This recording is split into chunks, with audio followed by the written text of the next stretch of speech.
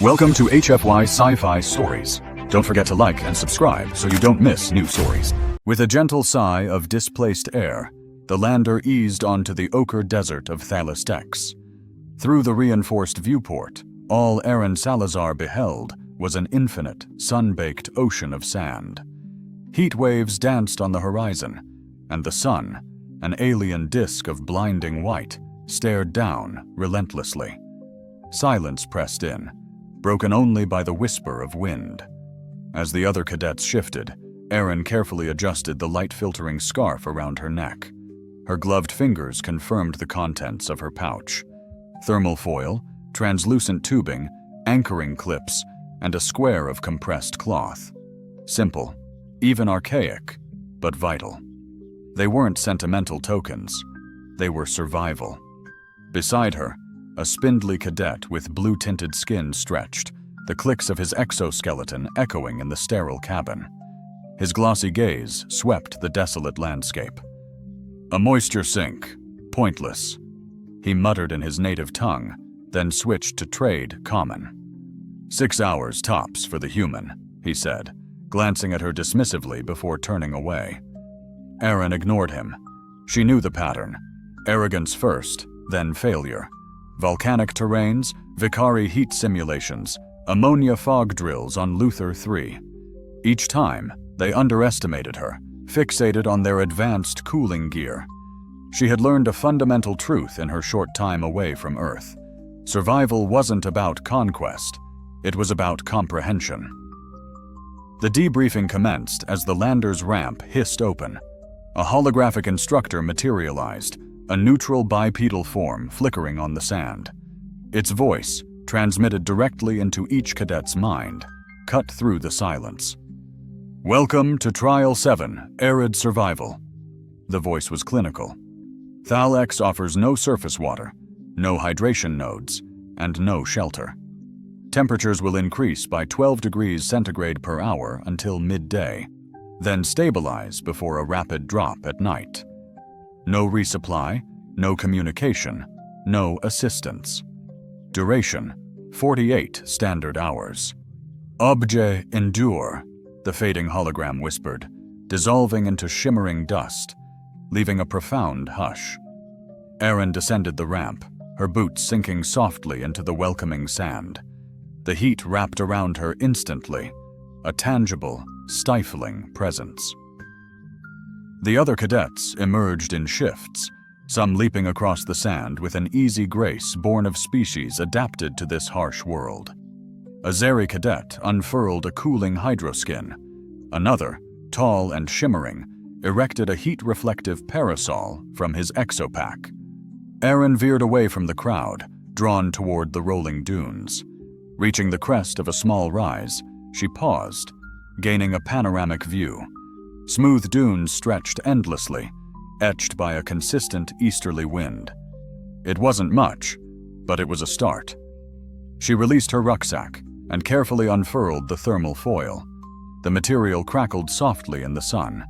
Using clips and the sharpest stones she could find, she secured the corners, forming a shallow, downward-sloping bowl. Then the absorbent cloth was positioned, and finally the tubing placed to gather any precious condensation. Every drop would be vital. Nearby, a bird-like alien cadet with iridescent feathers and keen eyes observed her work. "Earth camping gear," he remarked, his voice laced with wry amusement. "Planning a marshmallow roast while we die of thirst?" Erin glanced up, nodding curtly. "Marshmallows at sunset." He chuckled, muttering in his alien tongue as he walked away. The other cadets scattered, constructing makeshift shelters of composite panels and shimmering tarps, anything to deflect the brutal heat. Some foolishly depleted their power reserves on short-lived thermal fields. One cadet even tried, and failed, to burrow into the sand for relief. Erin ignored their frantic efforts.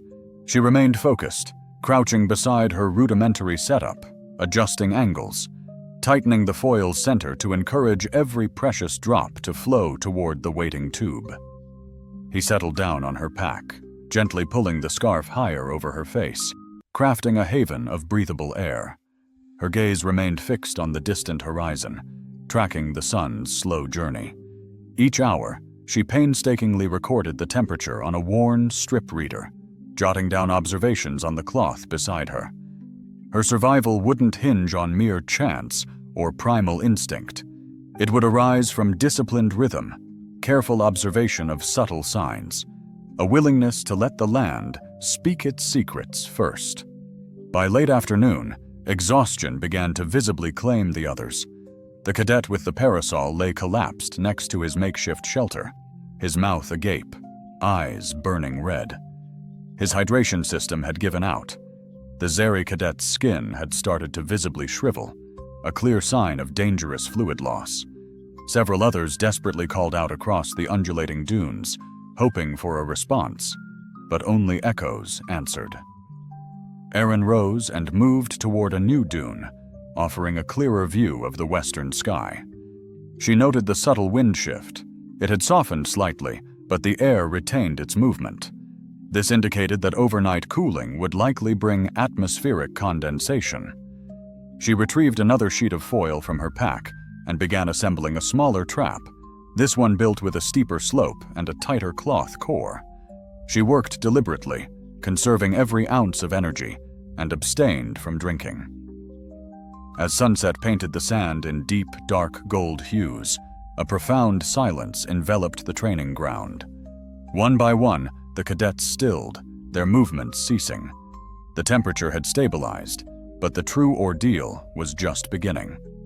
Most had recklessly depleted their water capsules during the initial hours, foolishly anticipating a hidden reservoir or a promised supply drop. But there would be nothing. Not here, not on Thalos X. Aaron sat patiently beside her trap as the first stars emerged in the darkening sky. The night would be bitterly cold, but she was ready. She embraced her knees, wrapping her arms around them, and watched as condensation began to form, a delicate shimmer of moisture on the foil's surface. It would take many long hours for enough droplets to gather and begin to slide downward, but they would. She was practiced in patience. The others possessed greater strength, superior speed. Some boasted advanced biology. Some had internal filtration systems or organs capable of withstanding extreme temperatures. But only she had cultivated the skill of reading the land as if it were a cherished book. And as she leaned her head back against her pack and allowed the vast sky to unfurl above her, a subtle smile played on her lips beneath the protective scarf. She didn't need to overpower the desert. She only needed to heed its ancient wisdom. The dawn didn't break softly on the desert. The first sliver of light crept across the ridges, a pale hand reaching out to claim the desolate land. It carried not comfort, but a chilling omen. The morning stillness yielded to Thalos X's fiery sun. Aaron woke with a start, her scarf a comfort against the harsh light. Every joint protested, but her mind raced. Rising slowly, careful not to disturb the fragile foil traps, she fixed her gaze on the makeshift basin from the previous night. A hopeful tension tightened her chest. Leaning closer, she saw it. Precious movement within the plastic tubing. Minute droplets, sliding, merging, forming a single bead of water, barely the size of her nail. A gasp escaped her lips. It was meager, but real. A victory against the odds. With a gentle tap, she coaxed the droplet into a tiny vial wedged between the stones. Another drop followed, then another, yielding less than 5 milliliters, a few precious sips. She leaned back, her muscles screaming, but resisted the urge to drink. It had to endure. Cradling the vial, she tucked it into her jacket, close to her chest, guarding it against the sun's relentless evaporation. A piercing scream shattered the dawn's quiet. Whipping around, she shielded her eyes, scanning the dunes. It was one of the cadets, the Zeri with the gel-infused limbs, writhing in agony. Her hydration membrane, her lifeline, had failed during the night. A body unsuited for this desolation, designed for humid wetlands, was breaking down. Cracks spiderwebbed across the crystalline lines of her skin. Her breaths were shallow, ragged. She struggled to rise, but her limbs betrayed her. No help came. The automated drones, cold and impassive, circled above, their glass eyes reflecting the rising sun. Programmed only to observe, never to assist. Erin watched for a heartbeat longer, then turned, urgency fueling her movements. She retrieved the remaining foil sheet and a length of cord salvaged from her ration bag. She ran, each stride measured, conserving every ounce of energy. Reaching the Ziri, she knelt, gently easing her back onto the sand. "Conserve your strength," she urged softly. "Shallow breaths. You're fighting dehydration, not heat stroke."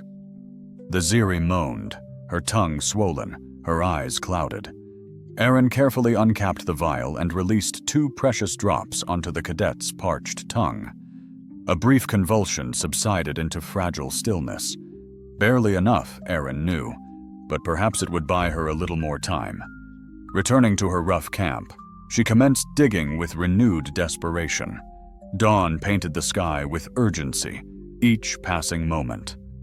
Ruthlessly, she scraped away another thin film of dampness, feverishly digging a channel nearly half a meter down, shaping the foil at an angle.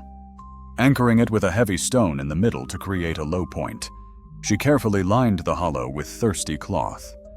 Without extra tubing, she'd be forced to painstakingly gather the precious condensation by hand. The heat reached a brutal apex by mid-morning, distorting the air in visible waves, the sand sizzling with each step. From her higher ground, she spied a feathered trainee stumbling aimlessly, his once bright plumage now scorched and ragged, his long limbs flailing before he collapsed, still and silent. Another figure, tall and scaled, face obscured by heavy shields, lurched toward the eastern boulders, shedding his protective vest, as though suffocating within his own skin. He fell beside a split rock, clawing at the ground, muttering incoherently in a low, gravelly voice. Turning away, Erin tightened the cords binding her primary collector. Survival, she reminded herself, was about disciplined action, not surrendering to agony. When the mind threatened to shatter, deliberate movements, even breaths, and systematic thinking were the only shields. By midday, the sun-bleached sand radiated blinding light. Her clothes clung to her, her lips split, and her hands shook, yet her water traps were working. Inspecting the deepest reservoir, she found a small, hopeful pool, maybe 10 milliliters, another sealed vial secured. Not for drinking, not yet. A noise behind her made her whirl around. It was the Zeri trainee, crawling towards her camp, her breath ragged, but her movements now purposeful, not frantic. Erin knelt, helping her to sit, carefully unsealing the vial. Just 3 drops, enough to soothe the raw throat, to rekindle the body's memory of recovery.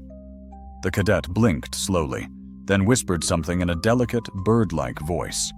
The words were foreign, but the inflection echoed clearly. "Thank you." A subtle stirring arose from the dune's crest. Erin pivoted.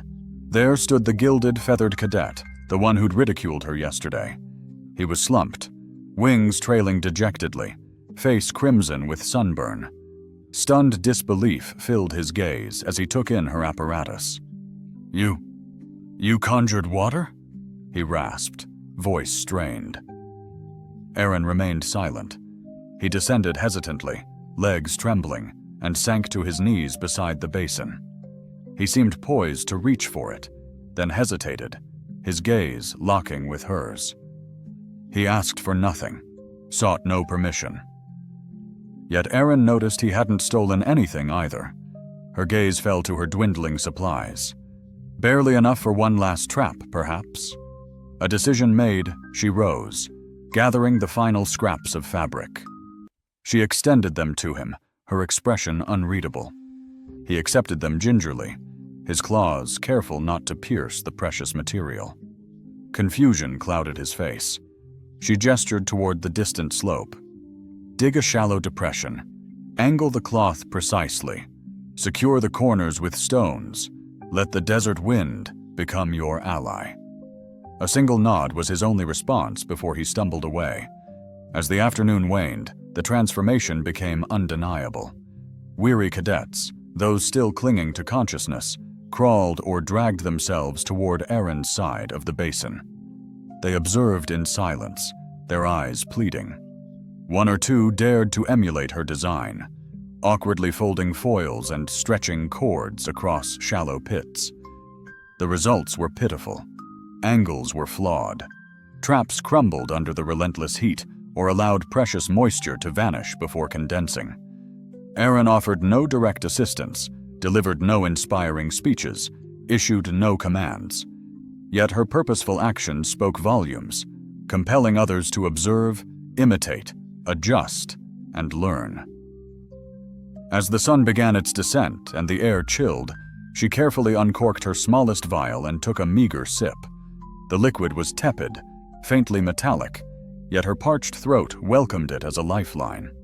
She sat silently by her pit, watching the sun's last rays caress the dunes, counting those who had endured the day less than half. But some were now studying the wind's subtle whispers, a promising sign that a few might survive. The desert sky ignited with the fierce brilliance of stars. Erin remained motionless beside her primary dew trap, legs crossed, arms wrapped around herself for warmth. Her scarf shielded the lower part of her face, conserving precious moisture, while her eyes darted between the glistening foil and the horizon. The temperature plummeted, faster than anticipated, causing the sand's surface to harden into a brittle crust that cracked under the slightest pressure. Each exhale now formed a fleeting cloud that vanished into the frigid air. She leaned closer, watching a single droplet form, hesitate on the foil's edge, then fall into the waiting catchcloth with the faintest of sounds. A ghost of a smile touched her lips. Another drop followed, then another, each a small, silent testament to the desert's hidden generosity, offered only to those who understood its rhythm. Behind her, the golden-feathered cadet toiled on, his efforts focused and silent. He'd tried desperately to replicate her clever trap, but his attempt fell somewhat short, his foil placement proving a little off. At first, drops scattered and vanished before reaching the container, but he'd adapted. Erin hadn't spoken to him since the cloth, yet she saw how he mirrored her trap's angles, how his basin deepened with flat stones, not claws. He learned unspoken. A rustle drew her gaze. The Zalari cadet returned, trailing singed fabric. Erin intercepted her before the dew zone. She guided her gently, lowering her by the elder's pit. The cadet's tremors ceased, her eyes cleared. She whispered the same phrase. Erin grasped its meaning now. Not just thanks, but shared recognition, vital connection. Erin gave her the smallest vial, 5 precious drops within. The cadet accepted it reverently, cupping it like a treasure. One sip, then closed eyes, leaning into the cold air's caress. The wind shifted, and Erin tracked its change. It blew from the north, drier, steadier. She angled a foil sheet towards the breeze, hoping to lure subtle thermal shifts and coax condensation. Footsteps crunched on the hard sand, a chorus of approach. She turned. 2 figures neared, one towering, one low. The tall one, a scaled reptilian cadet with a ridged back and slitted eyes, gasped for breath, a cracked mask clutched in his claw. Behind him, a shelled quadruped trembled, his wide eyes filled with fear. Neither looked strong. The reptilian cadet halted at the trap's edge, jaw quivering. He stared at the foil, at Erin, at the sand, mute with desperation. Erin moved to her pack, retrieved her last salvage cloth and a resin strip, offering them. The reptilian cadet blinked, then knelt, beginning to dig. The quadruped collapsed nearby, still and small. Huddled low near them, she swiftly sketched a diagram in the gritty sand. Twin arrows illustrating the air's movement, a descending slope, a crucial center. The reptile gave a single deliberate nod, and then he... Laboriously, she attempted to mirror his adjustments, her claws scraping against the stone. Remaining close for several minutes, she observed his precise work with mounting admiration. That was enough for now. She went back to her work area and examined the biggest container. The fabric nestled inside was damp, holding almost 15 milliliters of precious moisture this cycle. Carefully, she used the slender tubing to siphon the fluid into a pristine vial, sealing it with a tight cap. Her hands quivered from the biting chill, but she relished the feeling. The cold preserved the body's integrity, slowing the drain on vital reserves, sharpening focus, minimizing costly errors of judgment. Heat bred mistakes, cold, ruthless calculation. The heavens remained undisturbed, the stars like frozen diamonds. The moons of Thalasex remained veiled, deepening the impenetrable night. Yet in this blackness, tiny sparks flickered. The metallic gleam of foil, huddled silhouettes, the soft susurrus of breathing. The desert had shifted from stark silence into a hushed, vital rhythm. Erin settled back, retrieving a tattered scrap of parchment she'd written on last night. She flipped it over and began scribbling a new note. Phase 2, foil incline revised to 35 degrees. Peak output aligned with wind axis. Expect maximal yield post 2 a.m. A line etched beneath the words, a silent vow. She must remain vigilant. The other cadets, no longer succumbing to fatigue, observed her, some edging closer, respecting the boundaries of her dedicated space.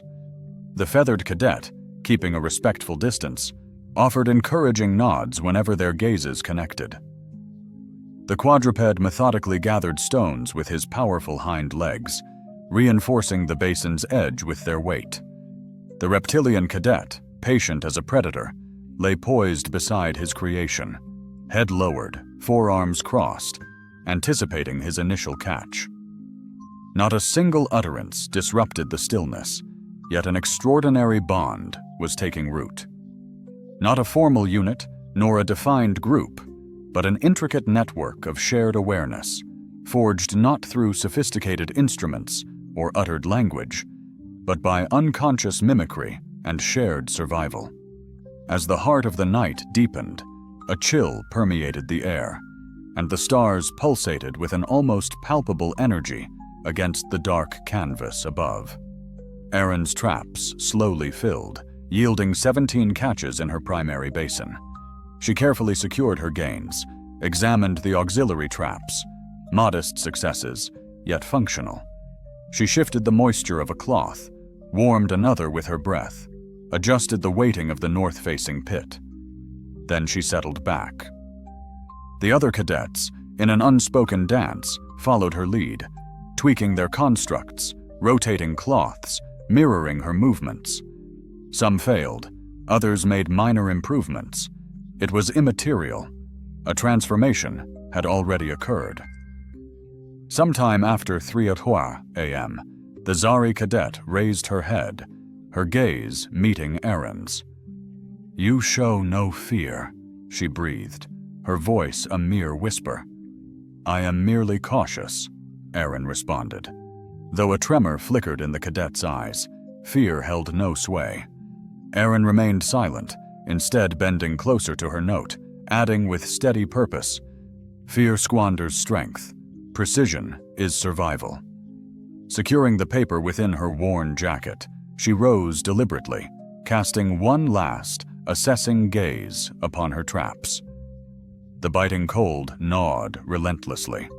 Her fingers throbbed, lips cracked and bleeding, yet enough precious liquid remained to last until the dawn. Her gaze swept the small huddle of figures clustered near their rough basins. Glimmers of fire rekindled in some eyes, a quiet, steely resolve. Others still seemed vacant, yet clung to the ember of exertion. No one had faltered since nightfall. Finally, she settled back, allowing herself a single, measured sip.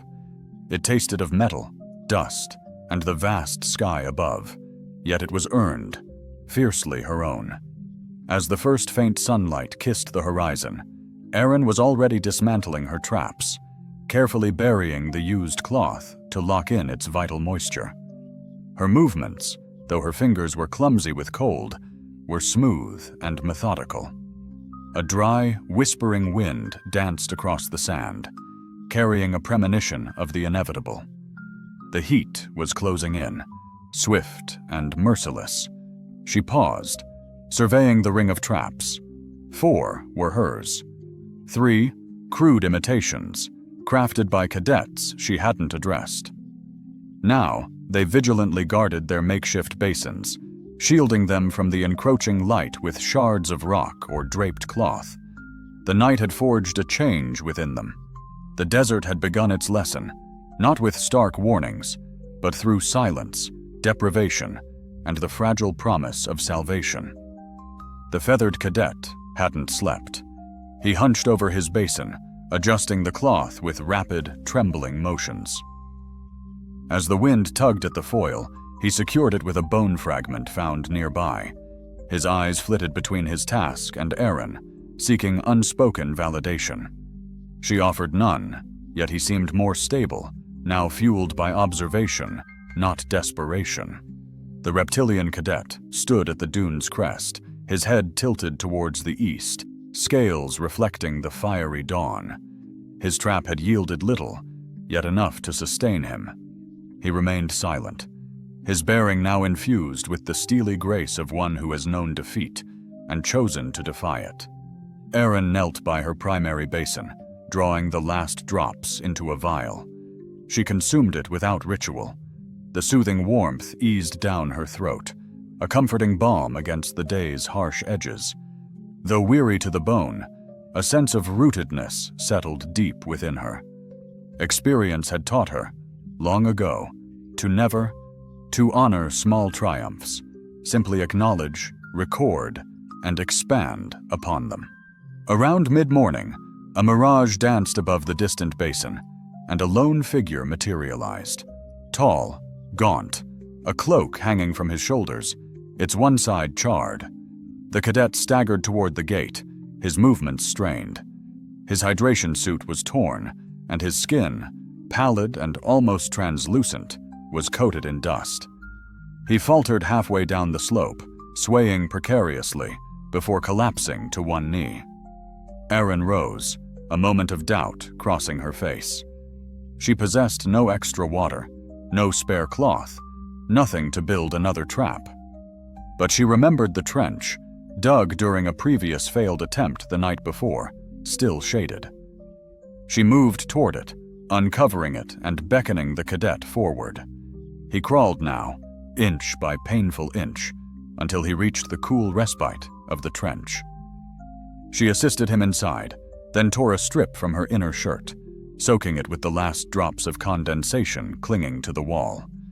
She pressed it gently to his parched lips. He didn't resist, his eyes fluttering closed as the moisture touched his tongue. "Breathe through your nose," she whispered, her voice soft. "Don't speak." He nodded weakly, his shoulders visibly relaxing.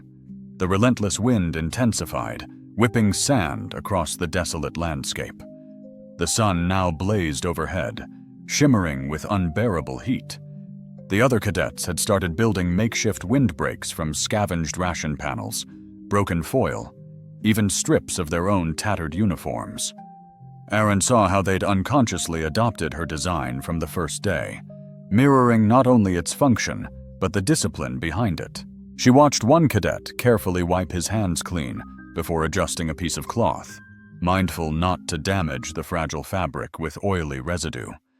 She noticed another digging his pit deeper, his movements slow, steady, rhythmic. The Zari cadet was moving more freely now, carrying her own piece of foil to aid another in constructing a mirrored shelter. She hadn't spoken since that first night, but when her eyes met Erin's, an unspoken understanding passed between them. Gratitude, yes, but something more profound, a shared conviction. As late afternoon approached, the sun was a blinding white disk on the horizon, the air shimmering with oppressive heat, the distant dunes appearing to melt into a single mirage. A few cadets, those who'd shunned the trap network, those who still clung to useless tech, began to murmur to themselves. One cadet, a serpentine female with multiple optical lenses, sat beneath a shattered canopy, her tongue flicking rapidly, a desperate sign of advanced dehydration. Erin approached her cautiously, offering. Finding fleeting solace in her own shadow, she knelt, a silent guardian. Her fingers traced the cadet's fragile limbs, a faint pulse barely registering. Eyes, dry and hollow, mirrored the cracked skin beneath a ruptured suit. No deceitful trap, no life-saving container.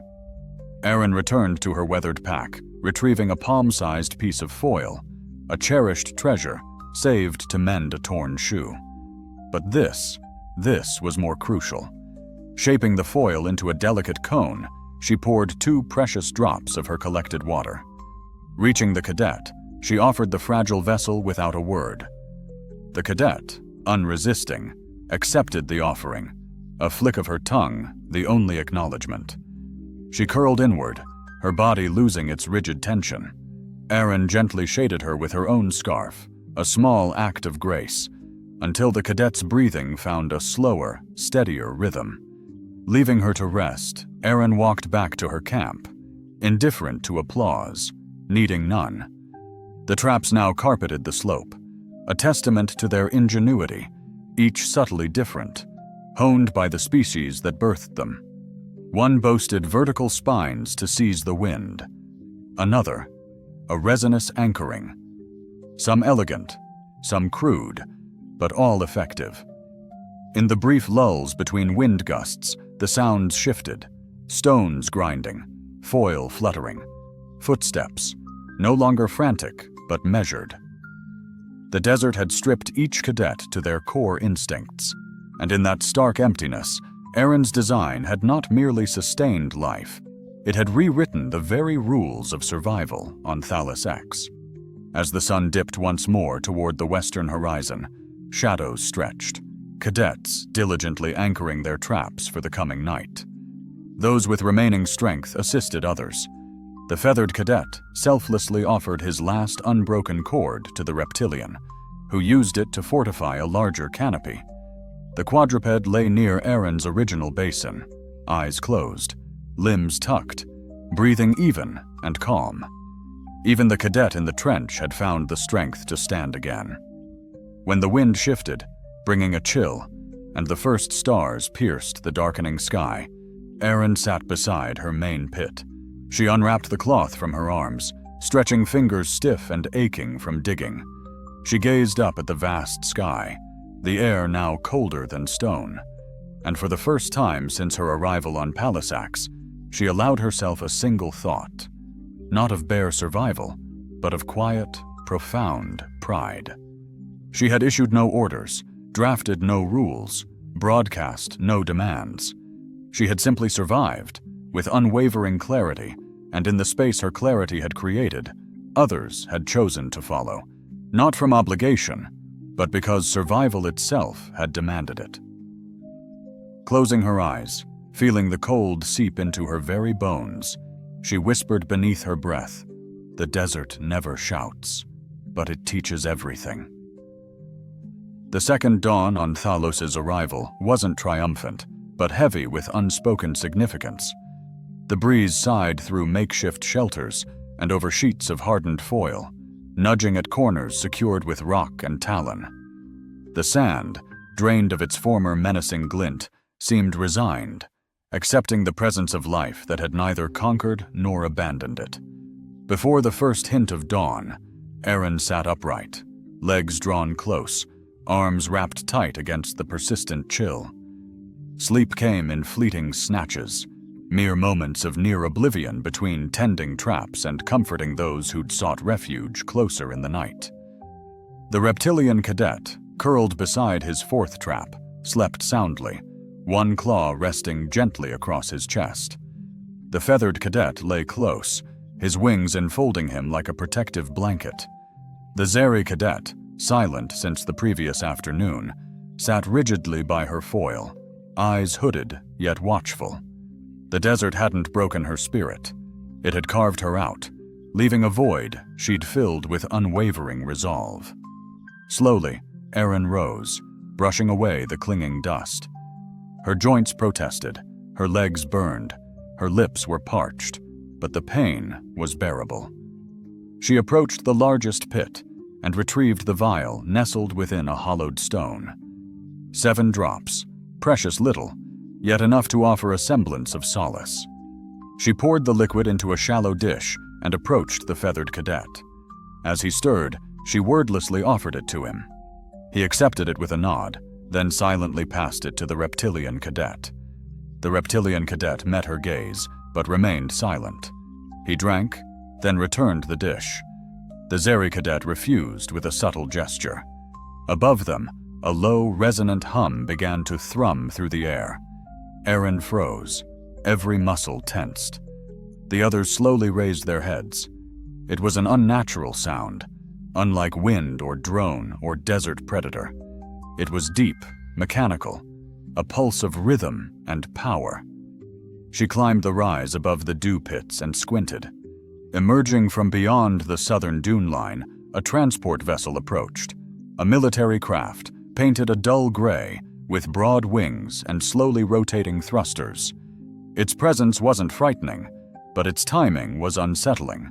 She'd expected at least another 6 hours before extraction. She turned to the cadets, now stirring in the emerging sunlight. Some shielded their eyes, others struggled to stand. A few simply stared blankly, too exhausted to react. The vessel circled once, then settled just outside the original drop zone. The hatch remained sealed for what felt like an eternity, as if unseen eyes were scrutinizing them. Then the ramp hissed open, a breath of steel and anticipation. 3 instructors emerged, each footfall heavy with purpose. One, with Bishi. With graceful, sensory-tipped limbs, the first instructor moved. Another, crystalline in form, accompanied by a human woman clad in a gray flight suit, bore the insignia of the Galactic Survival Academy upon her chest. Her face, obscured by dark lenses, revealed nothing. She advanced toward a nearby cadet, her handheld bioanalyzer humming as it scanned him. The device flashed yellow, not critical, but concerning. The crystalline instructor glided towards Erin's collection of depressions, pausing beside the deepest one. He inclined slightly, his hand hovering just above the foil's edge, careful not to disturb it. Slowly straightening, he addressed the human instructor, his voice a fragmented melody. "She drew water without technology," he declared. "Every drop harvested from the air itself." "She stabilized 7 cadets," the human instructor confirmed, her gaze fixed on her data pad. "No commands issued, no distress beacon activated, no extraction attempted." The bipedal instructor spoke, his words resonating with weight. "She transformed desert exposure into a thriving cooperative survival node, utilizing instinctive ingenuity. 0 casualties within her sphere of influence. Dozens failed, equipped with full technological support." Lowering her datapad, the human instructor approached Erin. "Name?" she inquired, her tone neutral. "Erin Salazar," Erin responded, her voice surprisingly firm. The instructor nodded, a hint of something unreadable flickering in her eyes. "Your design will be submitted for review to the Atmospheric Emergency Curriculum. We will credit it under your name, unless you desire anonymity." Erin shook her head, her resolve unwavering. "Place it on the record." Reaching into her utility belt, the instructor produced a circular patch, adorned with a minimalist emblem, interlocking shapes suggesting foil and stone. She extended it toward Erin. Erin remained still. "What's this for?" she asked, her voice hushed. "Protocol Edition token," the instructor explained. "Rarely awarded, bestowed upon those whose innovation redefines the boundaries of survival." Wordlessly, Erin accepted it, tucking it inside her jacket. The other cadets stood silently in loose formation, observing. No applause erupted. No cheers filled the air, but silent exchanges passed between them. The reptilian cadet regarded her with narrowed eyes, a look not of coldness or skepticism, but of profound understanding. The feathered cadet inclined his head in a single respectful nod. The Zalari cadet raised her chin and placed her hand over her heart. The instructors proceeded to the next cluster, their scanners whirring as they assessed vitals. 2 cadets, too weak to walk, were immediately escorted onto the ship. Others followed in subdued silence. Erin waited until her group was last to board. Silently, she remained at the ship's stern, hands clasped behind her, the scarf a tight shield around her face. Reaching the boarding ramp, the luminous instructor halted, a backward glance piercing the distance. "Beyond those dunes, remember," he murmured, still facing the wasteland. "We patterned this harsh landscape after the legendary deserts of Old Earth, the Sahara, the Atacama, and even those first failed Martian colonies. Cadets often overlook that the desert wasn't always tamed. It once commanded reverence." Erin's eyes followed his gaze, landing on the shallow, empty training pits scattered across the sand. "It still does," she replied softly, her voice carrying the weight of understanding. Aboard the transport, she settled into a seat at the back, her pack resting securely. One by one, the others trickled in, some already succumbing to exhaustion. Though they avoided direct eye contact, she wasn't an outsider anymore. She'd become a focal point, not through any act of dominance or even a single word, but simply by humbling herself before the desert's power and truly listening. The hatch hissed shut. With a lurch, the vessel ascended. Through the small porthole beside her, Erin watched the desert recede, a panorama of desolate beauty, a place that once meant certain death now whispering with the memory of water gleaned from foil. The sands would reclaim the traps, the wind would smooth over the scars, but the desert wouldn't forget, and neither would those who had endured its trials.